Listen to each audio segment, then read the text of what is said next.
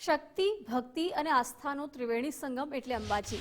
ગુજરાત રાજસ્થાનની સરહદે વસેલું આ જગ વિખ્યાત યાત્રાધામ ભાદરવી મહાકુંભ માટે આજે ભક્તો દ્વારા ભક્તિમય બનાવાયું છે. ભાદરવી મહાકુંભ શરૂ થવામાં હવે ગણતરીના કલાકો બાકી છે અને તે પહેલા વ્યાસવાડી પગપાળા સંઘ અંબાજી ખાતે આવી પહોંચ્યો છે.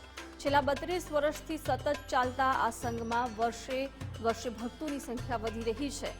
આ વર્ષે પણ અંદાજે 120થી વધુ ભક્તોએ પગપાળા યાત્રા કરી હતી અને અંબાજી મંદિર આવી ધજા ચડાવી. ચાચર ચોકમાં ભક્તોએ માતાજીની આરાધનામાં ગરબાની ધૂન સાથે ભાવભક્તિ વ્યક્ત કરી હતી.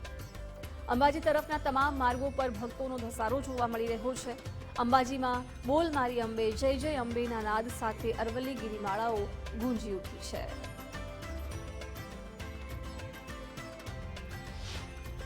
ભાદરવી મહાકુંભ ને શરૂ થવાને ગણતરીના કલાકો બાકી છે. આપ જોઈ શકો છો માના ચાચર ચોકમાં મોટી સંખ્યાની અંદર ગુજરાતભરમાંથી અને બહારના રાજ્યમાંથી ભક્તો ધજા લઈને ચાચર ચોકમાં પ્રવેશી ગયા છે અને બોલ મારી અંબે, જય જય અંબેનો નાદ કરી રહ્યા છે.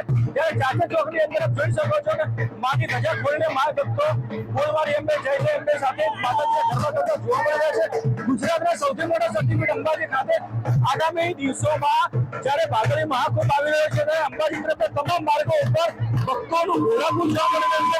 આવતીકાલથી 7 દિવસે ભાદરવી મહાકુંભ શરૂ થનાર છે. આપ જોઈ શકો છો કે મોટી સંખ્યાની અંદર બહેનો અને ભાઈઓ ચાચર ચોકમાં ગરબા રમી રહ્યા છે અને માતાજીનો જય જયકાર કરી રહ્યા છે. અરવલ્લીની ગિરિમાળાઓમાં બોલ મારી અંબે, જય જય અંબેનો નાદ સાંભળવા મળી રહ્યો છે અને શક્તિપીઠ અંબાજી ખાતે આવા ભક્તો બોલ મારી અંબે, જય જય અંબે કરતા જોવા મળી રહ્યા છે. શક્તિસિંહ રાજપૂત, ગુજરાત ફર્સ્ટ અંબાજી. છેલ્લા 32 વર્ષથી અમે સતત આવી રહ્યા છીએ.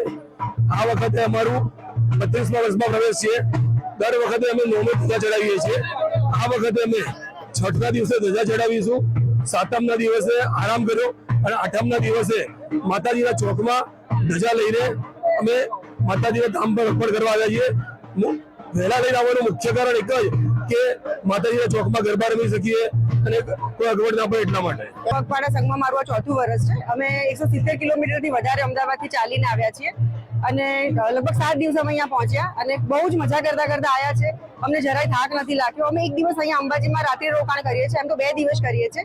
એટલા માટે અમે કરીએ છીએ એક દિવસ રાત્રિ રોકાણ કે જેના લીધે અમારો બધાનો થાક ઉતરી જાય અને અમે ગબ્બર પણ શાંતિથી જઈ શકીએ છીએ.